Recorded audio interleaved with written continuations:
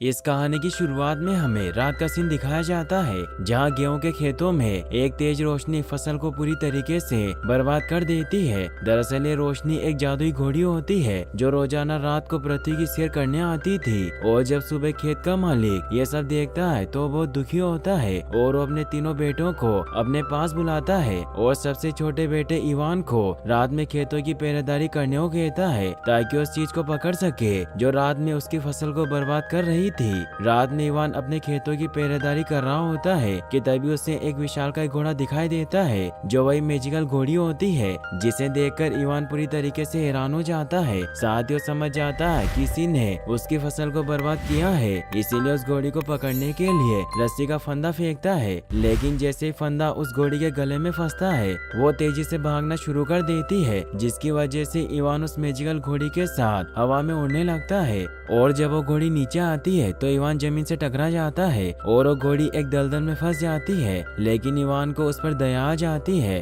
और उस घोड़ी को दलदल में धंसने से पहले ही विंड मिल की मदद से बाहर निकाल लेता है। लेकिन बाहर निकलने के बावजूद भी वो घोड़ी बहुत दुखी होती है क्योंकि इवान ने उसे रस्सी से बांधा हुआ था। इवान जब उसे इतना दुखी और उदास देखता है तो उस जादुई घोड़ी को आजाद कर देता है क्योंकि वो एक नेक इंसान था। आजाद होकर वो जादुई घोड़ी बहुत खुश होती है और अगले ही पल वो वहाँ से गायब हो जाती है। अगली सुबह जब इवान की नींद खुलती है तो देखता है कि उसके अस्तबल में दो शानदार घोड़े खड़े होते हैं, जिन्हें देखकर इवान शॉक्ड हो जाता है। तभी वहाँ पर एक छोटा घोड़ा आ जाता है जिसका नाम फॉल होता है, जो इवान से बात कर पा रहा था। वो इवान को बताता है कि मैं उस मेयर का बेटा हूँ जिसे तुमने रात को दलदल से बचाया था। साथ ही उसे ये भी बताता है कि माँ तुम्हारी दरिया दिली से बहुत खुश है, इसीलिए उन्होंने मुझे इन दो घोड़ों के साथ तुम्हारी मदद करने भेजा है। इवान फॉल और उन दोनों शानदार घोड़ों से मिलकर बहुत खुश होता है और वो प्लान बनाता है कि उन दोनों घोड़ों को बाजार में बेचकर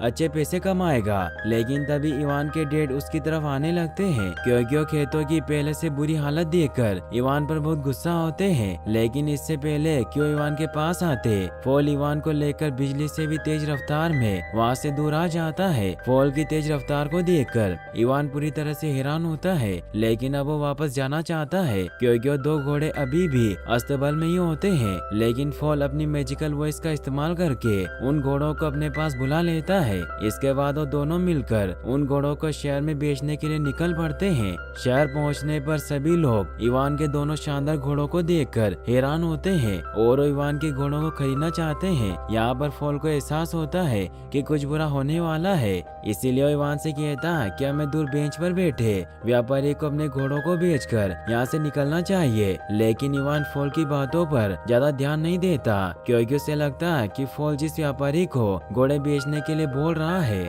उसके पास ज्यादा पैसे नहीं है, इसीलिए वो शहर के लोगों के सामने अपने घोड़ों की नीलामी करने लगता है। अगले सीन में हम राजा को देखते हैं जो एक मक्खी को मारने की कोशिश कर रहा होता है। दरअसल ये राजा एक अयोग्य राजा होता है जो अपनी गरीब प्रजा पर ज्यादा ध्यान नहीं देता और ऐशो आराम की जिंदगी जीता है। अब राजा जब अपनी दूरबीन से शहर के लोगों को देख रहा होता है कि तभी उसकी नजर इवान पर पड़ती है और वो इवान के शानदार घोड़ों को देखकर पूरी तरह से हैरान हो जाता है और उसे समझ में नहीं आ रहा था कि इवान जैसे गरीब लड़के के पास इतने शानदार घोड़े कहां से आए। इसीलिए इवान के पास जाता है और उसके दोनों घोड़ों को अपनी शाही सवारी के लिए मांग लेता है और वो इवान को घोड़ों के पैसे दिए बिना ही वहाँ से जाने लगता है, जिससे इवान राजा से अपने घोड़ों के पैसे भी नहीं मांग पाता। इसीलिए वो फॉल को अपनी मदद करने के लिए कहता है। इवान की बात सुनकर फॉल एक बार फिर से अपनी मैजिकल वॉइस से घोड़ों को वहाँ से भागने को कहता है। इसके बाद दोनों घोड़े राजा को लेकर वहाँ से भागने लगते हैं और इसी दौरान राजा कुछ आटे की बोरियों पर गिर जाता है, जिसकी वजह से उसके पूरे चेहरे पर आटा लग जाता है और वो बहुत गुस्सा होता है। राजा के गिरने के बाद इवान उसके पास जाता है और उससे अपने दोनों घोड़ों की कीमत मांगता है। राजा इवान को उसके दोनों घोड़ों की कीमत देने के लिए राजी हो जाता है, लेकिन मंत्री राजा से कहता है कि अगर हम इवान को घोड़ों की देखभाल के लिए रख लें तो हम उससे इसका बदला ले सकते हैं। राजा को अपने मंत्री की सलाह बहुत पसंद आती है और वो इवान को घोड़ों की देखभाल के लिए रख लेता है। अब इवान के हंसमुख स्वभाव की वजह से लोगों में उसकी पॉपुलैरिटी बढ़ती जा रही थी, जिसे देखकर राजा बहुत बहुत गुस्सा होता है क्योंकि राजा ने इवान को सजा देने के लिए लाया था, लेकिन यहाँ पर ठीक उसका उल्टा हो रहा होता है। राजा को चिंतित देखकर उसका मंत्री एक बार फिर से राजा को एक सलाह देता है। वो राजा को बताता है कि अगर हम इवान को फायरबर्ड को ढूंढ कर लाने के लिए भेजेंगे तो इस काम को कभी भी पूरा नहीं कर पाएगा, क्योंकि आज तक कोई भी फायरबर्ड को ढूंढ कर नहीं ला सका। और जब इवान भी बिना फायरबर्ड के खाली हाथ वापस आएगा तो हम उसे राजा के आदेश को पूरा न कर पाने की वजह से दंड देंगे। मंत्री का यह आइडिया राजा को बहुत पसंद आता है और वो इवान को मैजिकल बर्ड को ढूंढने के लिए भेज देते हैं। जब इवान फॉल को बताता है कि उन्हें राजा के लिए फायरबर्ड को ढूंढ कर लाना है तो हैरान हो जाता है, क्योंकि उसे पता होता है कि आज तक जितने भी लोग फायरबर्ड को ढूंढने के लिए निकले वो कभी लौट कर नहीं आए, क्योंकि फायरबर्ड सभी को मार देता था। लेकिन अब फॉल को भी इवान के साथ जाना पड़ता है, क्योंकि राजा ने इवान को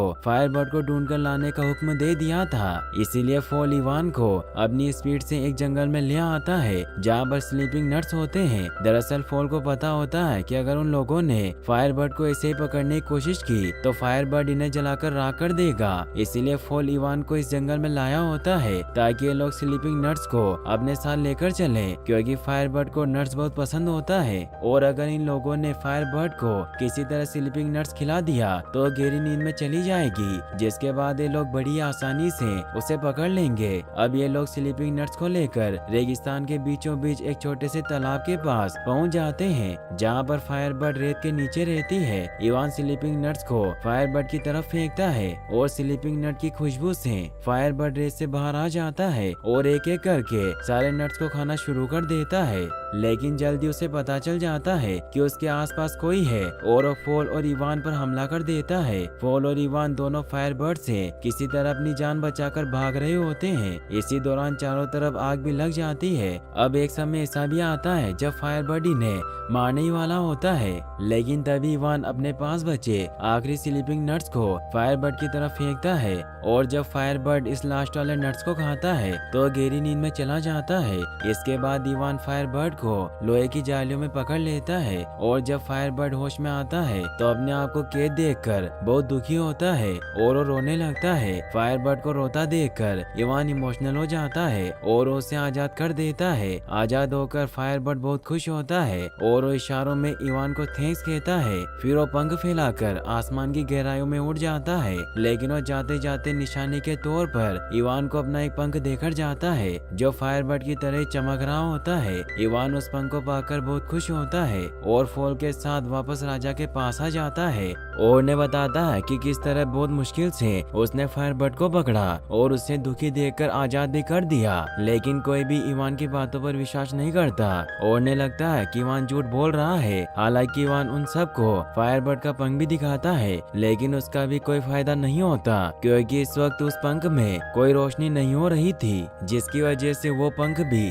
बाकी के पंखों की तरह ही नॉर्मल लग रहा था। अब राजा इवान को आदेश पूरा न करने की वजह से मौत की सजा सुना देते हैं, लेकिन इससे पहले कि जल्लाद इवान को मारता वहाँ पर फायरबर्ड आ जाता है, क्योंकि उसे पता चल गया था कि इवान एक अच्छा इंसान है। फायरबर्ड को देखकर सबको विश्वास हो जाता है कि इवान सही बोल रहा है और अब राजा को न चाहते हुए भी इवान का प्रमोशन करना पड़ता है, क्योंकि इवान ने उनके कहे मुताबिक फायरबर्ड को ढूंढ कर ला दिया था। अब इवान और फायरबर्ड एक अच्छे दोस्त बन जाते हैं और इवान फायरबर्ड को पाकर बहुत खुश होता है। लेकिन राजा इस बात से जरा भी खुश नहीं होता, क्योंकि अब पूरे राज्य के लोग इवान को पसंद करने लगे थे, इसीलिए अब वो किसी भी तरह इवान को मारना चाहता है। अब एक बार फिर से मंत्री राजा के पास आता है और उसे आइडिया देता है कि अगर वो इवान को बर्फ की राजकुमारी को ढूंढ कर लाने के लिए भेजे तो कभी भी ऐसा नहीं कर पाएगा, क्योंकि बर्फ की राजकुमारी सबसे ऊंची पहाड़ी की चोटी पर रहती है जहाँ किसी इंसान का पहुँचना इम्पॉसिबल है। मंत्री का यह आइडिया राजा को बहुत पसंद आता है और वो इवान को बर्फ की राजकुमारी को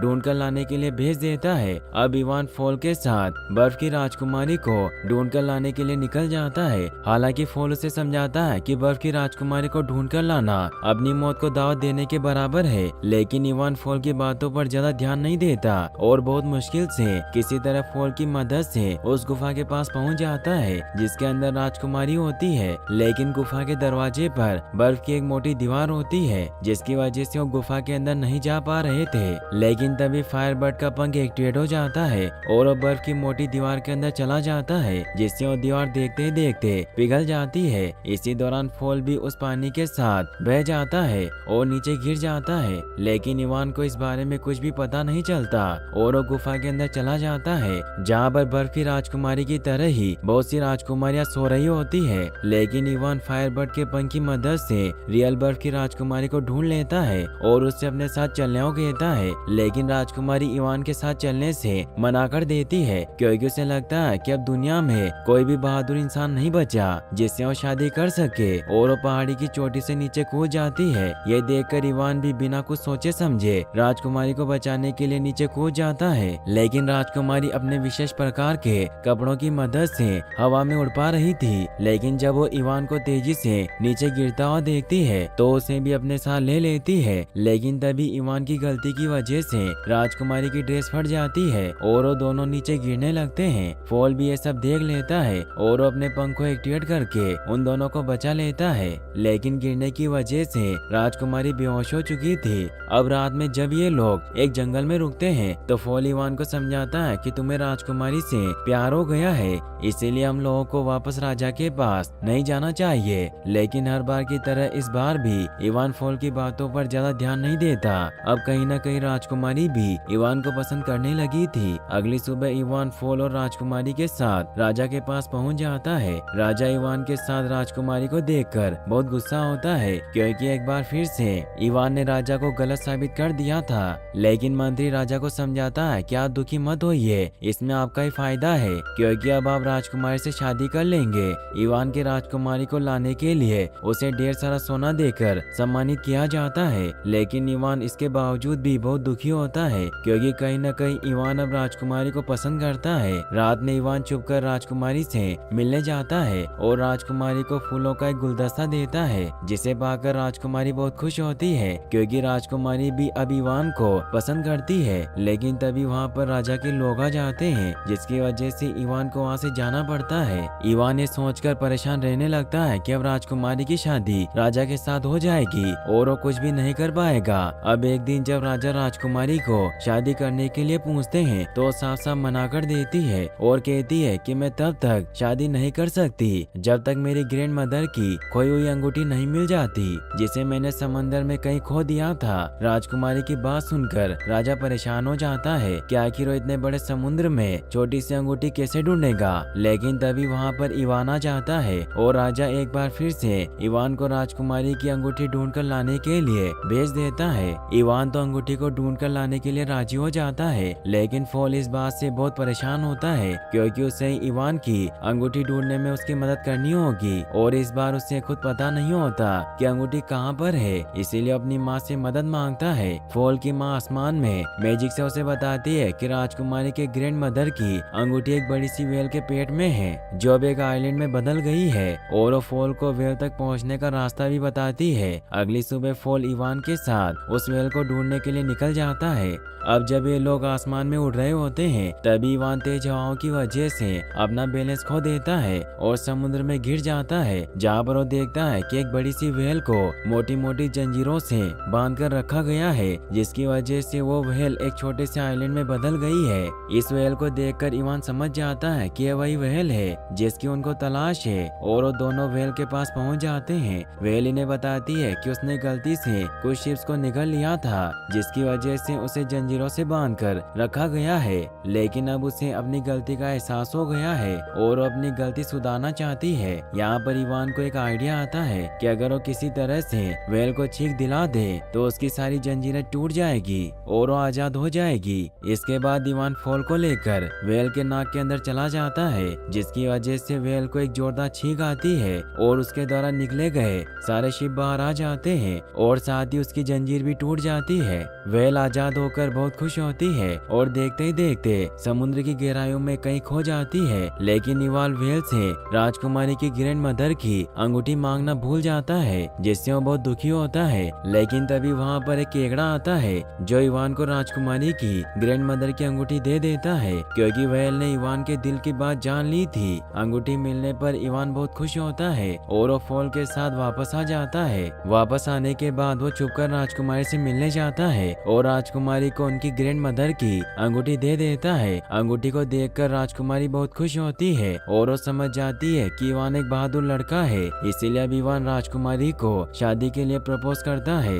तो राजकुमारी राजी हो जाती है, लेकिन तभी राजा का मंत्री इवान को राजकुमारी के साथ देख लेता है और वो अपनी सेना के साथ इवान को पकड़ने के लिए राजकुमारी के महल में आ जाता है। अब इवान और सैनिकों के बीच में फाइट होना शुरू हो जाती है और इनकी आवाज सुनकर राजा नींद से उठ जाता है और जब वो राजकुमारी के महल की टेरेस पर फॉल को देखता है तो अपनी बंदूक से उसे शूट कर देता है, जिसकी वजह से फॉल घायल होकर नीचे गिर जाता है। अब इवान को राजकुमारी से छुपकर मिलने के जुर्म में गिरफ्तार कर लिया जाता है। रात में जब राजकुमारी अपने कमरे में होती है तभी उनके पास एक चूजा आता है जो राजकुमारी को अपने साथ ले जाता है। दरअसल इस चूजे को फॉल ने भेजा होता है। राजकुमारी फॉल को बताती है कि मैं किसी भी तरह से राजा को मारना चाहती थी, इसीलिए मैंने राजा को जवान होने का लालच देकर 3 कुंडों में से होकर गुजरने के लिए कन्विंस कर लिया। लेकिन तभी वहाँ पर राजा का मंत्री आ गया, जिसने राजा को सलाह दी कि सबसे पहले इवान को